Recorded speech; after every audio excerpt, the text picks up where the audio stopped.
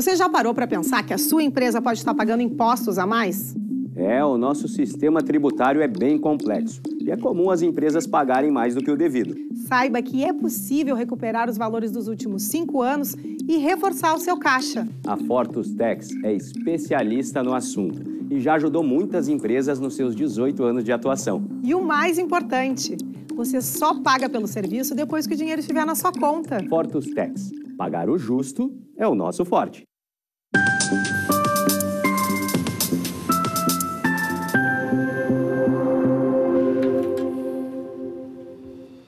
Olá, sejam todos muito bem-vindos. Está no ar o programa Papo Certo. De segunda a sexta, logo após o Cadeira Cativa, estamos aqui para falar sobre os assuntos de empreendedorismo, saúde e as diversas áreas do direito. E o Papo de Empreendedor de hoje, o tema é Construindo Negócios. E quem está conosco hoje é o empresário, conselheiro de empresas, Fernando Mendes. Seja muito bem-vindo. Olha, muito obrigado pelo convite, agradeço imensamente a Amanda, ao João e parabenizar pelo belíssimo programa, enfim, estou à disposição de vocês. Seja muito bem-vindo então ao Papo Certo, Fernando.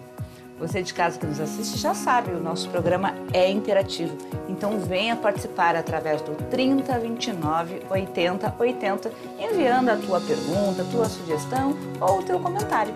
Agora nós vamos fazer um intervalo de meio minutinho e já voltamos.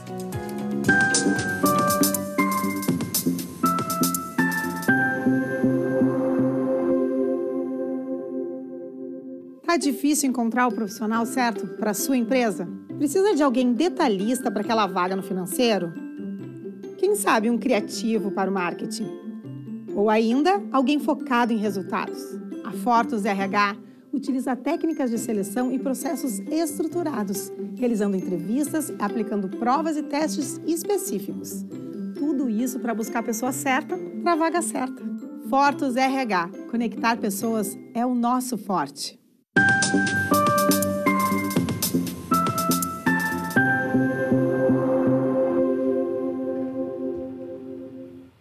Voltamos. E o Papo Certo ele é transmitido aqui pelo canal 48.1 da Ubra TV e também através dos principais canais digitais. YouTube e Facebook, vocês já podem ir lá também e compartilhar o programa através do nosso canal do YouTube, Papo Certo. Bom, vamos para a primeira pergunta desse bloco. Fernando, o que é ser um empreendedor? Olha, em uma linguagem bem branda, eu brincaria que o empreendedor é aquela pessoa que ela pula num penhasco, num precipício e tem que, no meio do caminho, montar um paraquedas ou uma asa delta sem as ferramentas e as soluções disponíveis. Enfim, é a pessoa que tem a ousadia, que busca e acredita em algo que ela pode construir vamos dizer, em termos de negócio. Bom, eu gostei do exemplo. Tem que gostar um pouquinho de risco, né? Na verdade, a ousadia faz parte de quem quer empreender, né? Então, o risco vai estar associado a qualquer tipo de negócio que a gente vai vivenciar hoje em dia, no futuro e no passado sempre foi assim. Então, gerenciar riscos faz parte do empreendedorismo como um todo, né? Eu não tinha pensado nisso de pular do penhasco e abrir um paraquedas no meio do caminho. Realmente é mais ou menos assim mesmo, tem emoção. Bom, mas Fernando, a pergunta que não quer calar, como se constrói um negócio do zero? Posso pegar o exemplo do brasileiro. O brasileiro, no geral, a maioria das pessoas, ela se obriga a iniciar um negócio pela falta de empregabilidade. Mas alguns pontos são determinantes para que se inicie um negócio. Eu posso enxergar uma demanda e ofertar algum produto ou serviço. Eu posso ter um know-how e oferecer esse serviço ao mercado. Eu posso ter um conceito que é acoplar alguma ideia do mercado e planificar isso em meu nome. Eu posso ter as chamadas ideias disruptivas, eu invento alguma coisa, está muito associado à inovação e tecnologia. Ou eu posso também me associar a pessoas e oferecer algo que eu tenho alguma expertise, está meio com know-how, com expertise, enfim, 5 pontos basicamente: conceito, produto, demanda, know-how e alguma inovação disruptiva. Bom, e Fernando, como é que estão os negócios na era da transformação digital? Bom, a gente tem as empresas tradicionais que praticamente têm que virtualizar muita parte do atendimento, da autogestão, dos seus controles. Então, muita automação e automatização, né? A automação está mais voltada à indústria, a automatização um pouco de inteligência artificial. Então, palavras parecidas, mas um pouco diferentes. Entrando já no mundo virtual, as pessoas empreendendo muito através de e-commerce, dropshipping, marketplace, a era dos influenciadores, enfim, programas de afiliados. Então, muita coisa nova surgindo nessa era pós-pandêmica, né? Eu vou aproveitar e falar, o que é o dropshipping? O que seria um exemplo de empreendendo com dropshipping? Pois é, esses nomes complicados aí do inglês, né? Dropshipping é uma categoria onde, teoricamente, a gente não trabalha com estoque, né? A gente intermedia, agencia negócio como um vendedor virtual. Obviamente, não é só vendedor, né? A gente é um empreendedor virtual e faz com que o estoque seja gerenciado diretamente pelo fornecedor. A gente efetua o pedido, organiza todo esse controle e a remessa é feita diretamente, vamos dizer, do Alibaba, da Amazon, de algum fornecedor nacional ou internacional que a gente possua convênio ou uma parceria, né? E o que seria o programa de afiliados que comentaste? O programa de afiliados, eu ganho uma comissão para, teoricamente, apresentar os teus produtos e receber essa remuneração. Vamos dizer que tu tem uma empresa que vende artefatos de decoração e eu me coloco à disposição via Instagram para, através de um link dedicado da tua empresa lá, fazer uma demonstração do produto, fazer a venda e, através desse link, quando alguém compra em meu nome, eu recebo uma remuneração e aí tu me repassa o dinheiro, mais ou menos isso. Não. Bom, mas assim, falando sobre empreender, existe algum perfil ideal para a pessoa ser um empreendedor? Existem alguns atributos básicos, eu vou tentar catalogar em 4, 5, tá? Fique talvez em 4, mas o primeiro de todos é a coragem. Como dizia Aristóteles, a coragem é a mais nobre das qualidades humanas, pois só ela garante todas as outras. Então, a gente falou um pouquinho antes de ousadia, uma coragem mais voltada à ousadia, tá? Disciplina para lembrar que o empreendedor tem que ter resiliência, ele vai cair milhares de vezes, mas tem que se reerguer se ele quiser continuar seu negócio adiante, tá? Mas disciplina também para lembrar que as coisas não acontecem do dia para a noite. Terceiro ponto, perseverança, vai ter que todo dia estar disposto a construir esse negócio. E por último, eu poderia dizer humildade associada até a simplicidade. Humildade para reconhecer que todo dia vai ter que estar aprendendo e simplicidade para tentar não complicar as coisas, fazer do modo mais fácil, mas obviamente dentro da legalidade. Sabe, Fernando, que às vezes eu vejo grandes empresários que são pessoas de sucesso, chegam a um topo e talvez por uma falta de humildade, ou falta de saber que às vezes o mercado muda também, né? Grandes empresários do passado, daqui a pouco o mercado muda e a pessoa, eu não vou mudar porque eu sempre fiz assim, e aí isso acaba às vezes dando problemas na empresa. Acontece isso muito? Tu vê isso muito acontecer? Bom, eu estava lendo esses dias, a gente tem vários cases, enfim, mas a gente pode lembrar dos videocassetes, né? De uma hora para outra, sumiram. A própria Netflix começou, se eu não me engano, como locadora de fitas VHS, e aproveitou a onda das transformações. Então, geralmente, a gente pode lembrar da Kodak, as máquinas digitais, enfim, as fotos hoje instantâneas via celular. As inovações disruptivas, essas criam novos mercados, elas realmente vêm como uma avalanche para quem não está apto assim às mudanças, né? Até dizem que triste não é mudar de ideia, triste é não ter ideias para mudar. Então, o mercado, a única constante realmente é a mudança e as revoluções que a gente tem visto aí aceleradamente impactando o nosso dia a dia. Pô, e quais são os negócios que têm se destacado nessa área, nessa época digital? Posso reforçar ali, né? Vamos dizer que a gente presta serviço como dentista, como médico, como contadores, profissionais liberais. Hoje a gente tem uma versão mais virtual do que a gente faz, a presença física diminuiu um pouco, as pessoas ficaram com um pouco de preguiça de até agendar reuniões aí com o avanço do Zoom, das videoconferências. Então, há uma mutação de quem trabalha do modo físico é obrigado a fazer isso, com as empresas que têm produtos, vamos dizer, fábricas, né?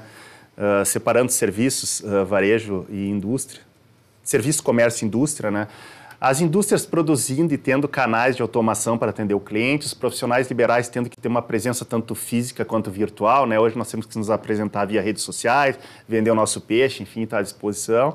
E as empresas puramente virtuais que têm todo um mecanismo voltado a esse mundo virtual, que já é a origem e essência delas, né? Eu vejo essas empresas que trabalham, vamos dizer, no mundo real, um pouco com mais dificuldade, as do mundo virtual um pouco mais avançadas em conceitos de desenvolvimento. Estava falando da questão, antes da pandemia, lá na Fortes, a gente tinha 10 reuniões presenciais e uma online. Após a pandemia, são 9 reuniões online e uma presencial. Essas são grandes mudanças que aconteceram nos últimos tempos também, né? E tu falaste uma coisa dos profissionais liberais. Muitas pessoas, assim, eu não gosto de rede social e eu não vou ter rede social porque eu não gosto de expor a minha vida pessoal. Mas, hoje, profissionalmente, tem que ter um perfil social? Uma rede social, uma presença na rede social? Acredito, vou ser pessimista bem-humorado, que infelizmente a gente é obrigado a ter, né? Porque é uma identidade onde as pessoas circulam através do celular, das suas redes sociais, do dia a dia, que praticamente tomou conta da vida de qualquer ser humano do planeta, né? A gente vive dentro de um tabletezinho de algumas polegadas aqui, então tem que se fazer esse processo mais mental, né? As pessoas hoje podem vislumbrar que muitos influenciadores, muitas pessoas que ganham dinheiro apresentando programas no YouTube, vendendo e-books, trabalhando em plataformas digitais, elas vêm de uma esfera já totalmente digital. Então, eu sinto essa dificuldade, esse bloqueio um pouco, de as pessoas terem essa restrição de que vai ter essa invasão da sua vida pessoal, né? Mas, infelizmente, então, bem-humoradamente falando, a gente tem que ter, sim, os nossos canais bem distribuídos e bem trabalhados, senão parece que a gente fica meio esquecido no vácuo, hein? E realmente a rede social, ela faz diferença. Bom, Fernando, e o que seria o tal plano de negócios ou business plan? O plano de negócio, quando eu explicava em sala de aula, eu tentava facilitar para as pessoas dizendo o seguinte: podemos lembrar do mapa astral ou do mapa do Google. Né? O mapa astral, a gente quer saber as tendências do que vai acontecer com a gente no próximo futuro, no futuro próximo. Aí, tá?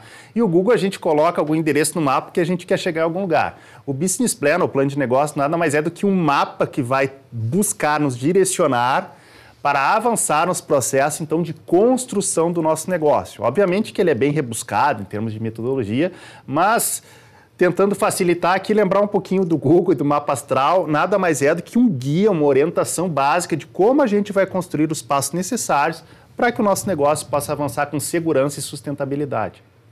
É importante nessa época estamos em janeiro, né? Então é importante também que o business plan tu faz quando tu vai começar o negócio, mas também a empresa que já existe tem que fazer esse planejamento anualmente, né?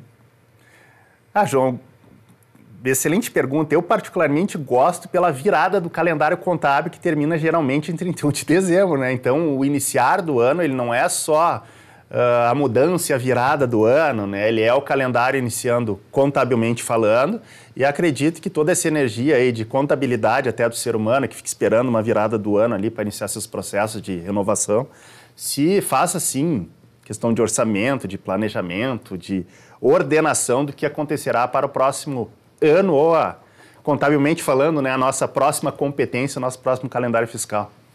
Bom, o Fernando, quem está nos assistindo agora está pensando em abrir um negócio, quais são os desafios mais comuns para quem está começando um negócio agora, hoje?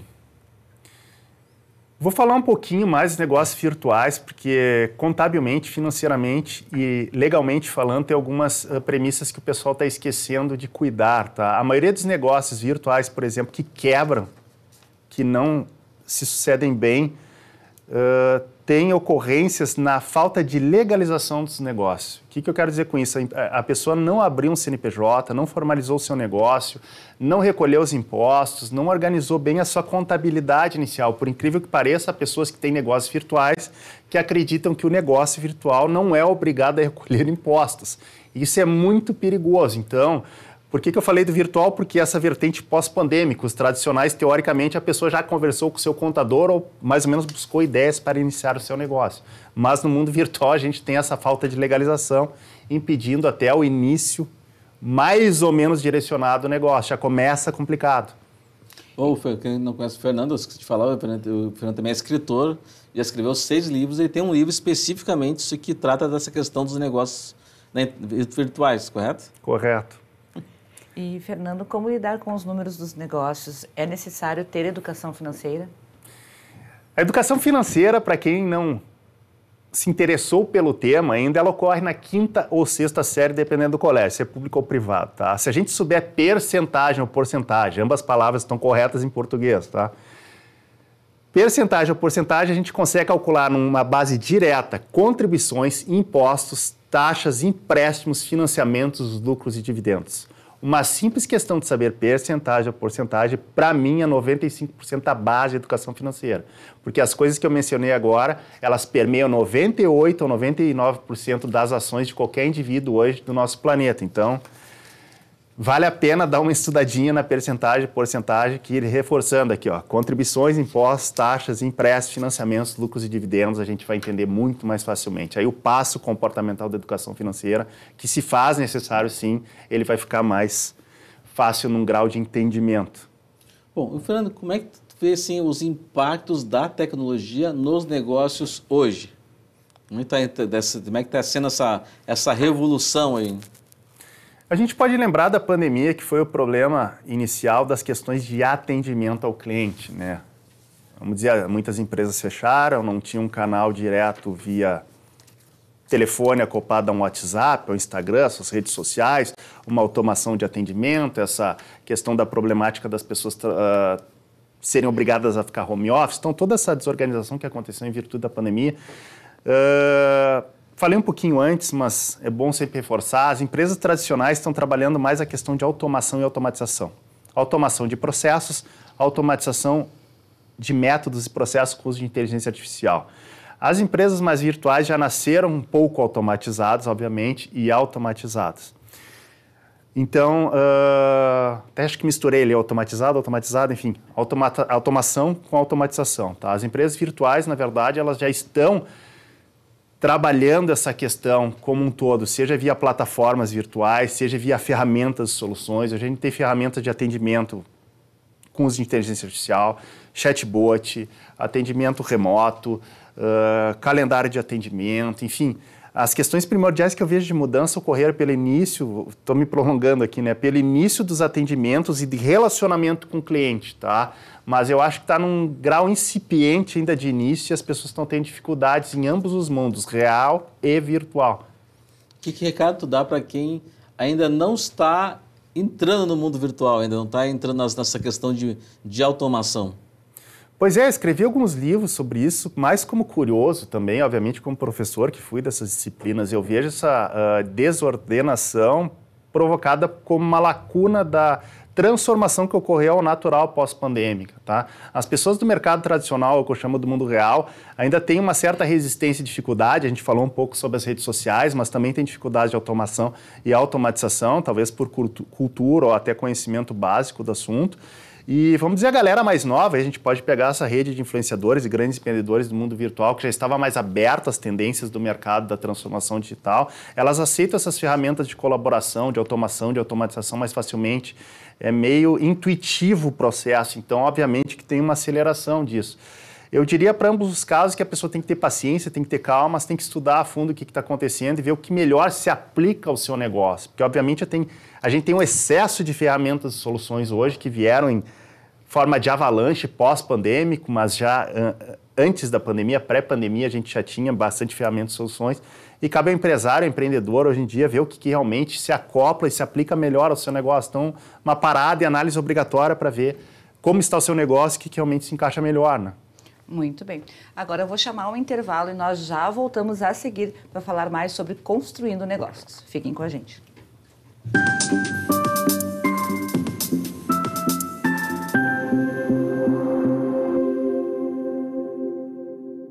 Que tal ganhar o prato do seu acompanhante? Com esse app você compra um e ganha um. Simples assim. Vale também para ingressos e hospedagens. De Gramado para o Brasil, o Prime Gourmet traz experiências incríveis para você. Baixe o app grátis e assine quando for usar. Já somos mais de 500 mil aproveitando esse guia gastronômico e turístico. Faça parte desse clube também. Para o cliente, economia e experiências em dobro por um ano. Para o parceiro Prime, clientes selecionados. Uma forma elegante de utilizar descontos. Em tempos de juros altos, margens reduzidas e incertezas, rever estratégias é fundamental para manter o seu negócio competitivo. Esse cenário exige planejamento e organização financeira. Nessas horas, qualquer ajuda é bem-vinda, mas a ajuda de um especialista é necessária. A Fortus Consulting conhece na prática e tem as soluções adequadas para cada situação. Fortus Consulting. Melhorar os seus resultados é o nosso forte.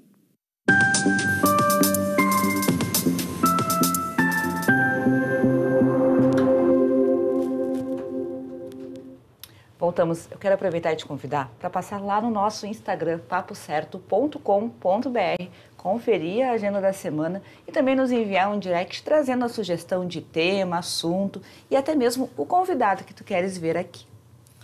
Bom, Fernando, para quem está pensando em começar um negócio hoje no mundo virtual, quais são os negócios mais comuns hoje que estão acontecendo no mundo virtual? Bom, citei antes, vamos lá. E-commerce, tá? Uma venda direta, a gente coloca alguma loja virtual, enfim, ou para oferecer serviços, ou para vender produtos. O dropshipping, bem questionado por ti como mais ou menos funcionava, né? Onde eu tenho um fornecedor no exterior, ou nacionalmente falando, e eu faço agenciamento e intermediação. É aí que entra até a questão legal, né? O meu KINAI, ele é de agenciamento e intermediação de negócio. Tem um cliente nosso que uma vez ele comprava... Ele vendia no Brasil um produto para as mães que levarem os filhos não sei qual é o nome, que levava assim junto ao corpo, sabe? Um tecido que vai junto ao corpo. Envoltório. Daí ele vendia, tinha um site no Brasil, vendia, quando ele vendia, ele mandava vir lá da China diretamente pro cliente aqui. Que esse é o tipo de dropshipping, né? Sim. Eu posso rapidamente mencionar um pouquinho dessa questão de desafio dropship. Na verdade, eu estou agenciando e intermediando um produto do Brasil ou do exterior e eu respondo perante o Código de Defesa do Consumidor como responsável sobre esses produtos ou serviços. E aí que entra um pouquinho do problema.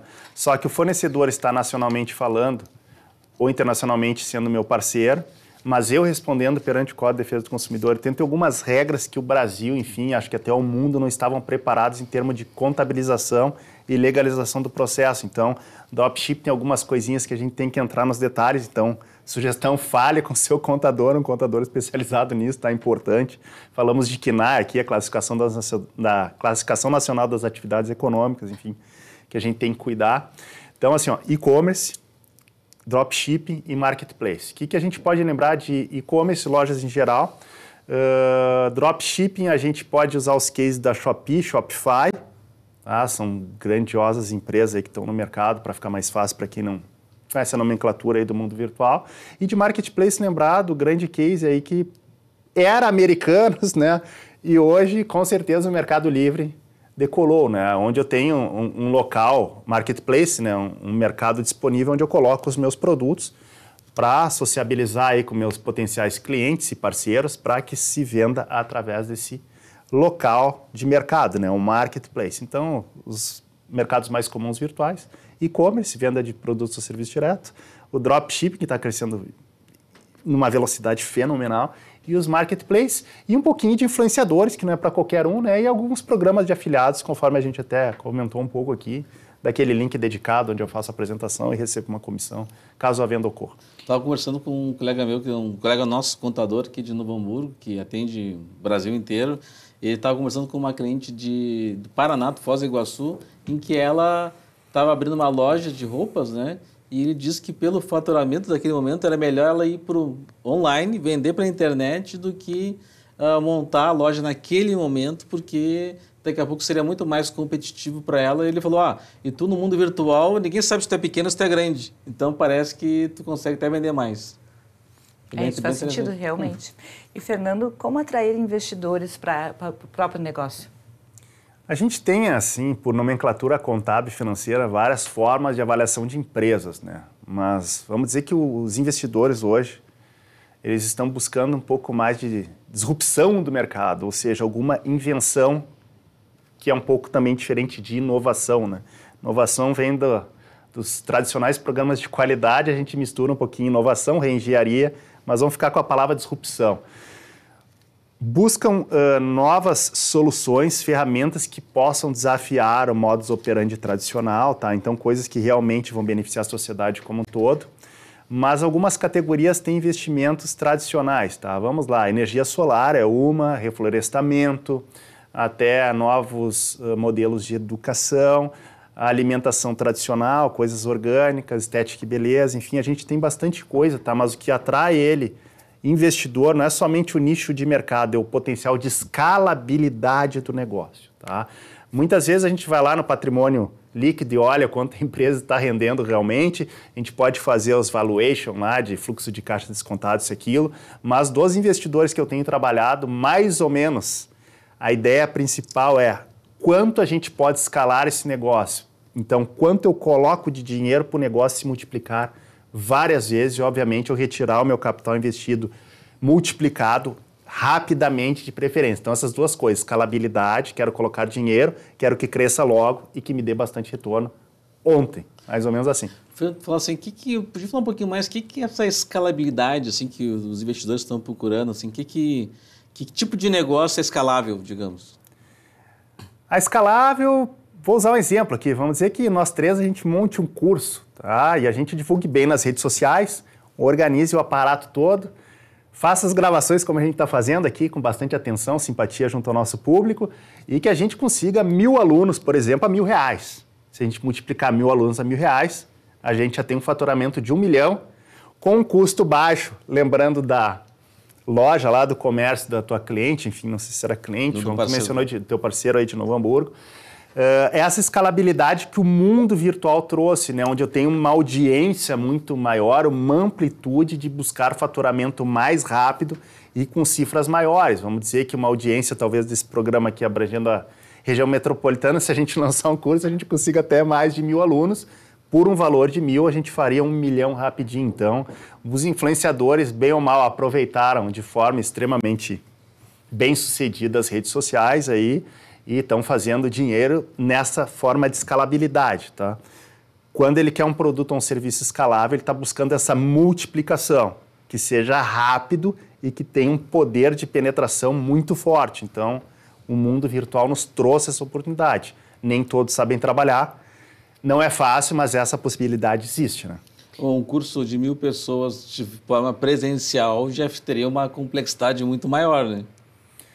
Pois é, se a gente lembrar aqui de Porto Alegre, não sei se nem o auditório da FEComércio ou da Fiergs conseguiria ter capacidade para esse pessoal, né? Porque bastante gente, né? 1.000 pessoas, então... Enfim, no universo virtual, né? Teoricamente, a gente tem um público aí de 100 milhões, 200 milhões de habitantes aqui do nosso país que estariam teoricamente disponíveis. Obviamente que não chega-se nesse número, mas de 200 milhões atingir 1.000 pessoas, que a gente mencionou em caso de exemplo aqui, é bem possível, né? Mas, obviamente, tem todo um trabalho a ser feito e não há fórmula mágica, né? Para tudo tem que trabalhar.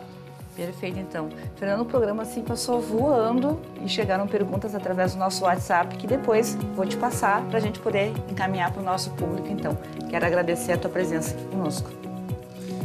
Eu que agradeço novamente, João, uma gentileza, simpatia em pessoa, Amanda, então, parabenizar novamente o programa e muito obrigado por me receber aqui.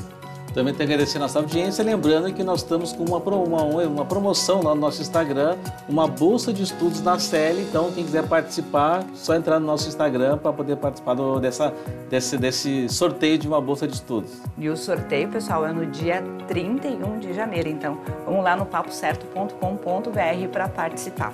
Então agora deixa a chamadinha aqui, que amanhã o nosso papo é de saúde inédito, então até lá!